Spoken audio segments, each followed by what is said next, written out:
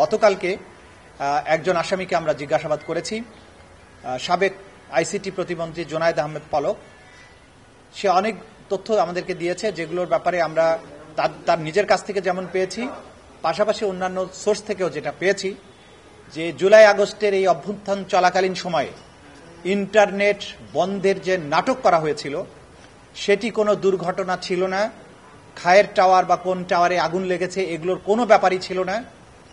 সেখানে সে স্বয়ং স্বীকারোক্তি দিয়ে বলেছে বা নিজে স্বীকার করেছে যে এই ইন্টারনেট তদানীন্তন প্রধানমন্ত্রী এবং এই মামলাগুলোর প্রধান আসামি শেখ হাসিনার নির্দেশে সরাসরি প্রধানমন্ত্রীর কাছ থেকে নির্দেশনা আসার পরে তথ্য প্রতিমন্ত্রী নির্দেশ দিয়ে আইআইটি ইন্টারন্যাশনাল ইন্টারনেট গেটওয়ে, এই গেটওয়েদের একটা হোয়াটসঅ্যাপ গ্রুপ খোলা হয়।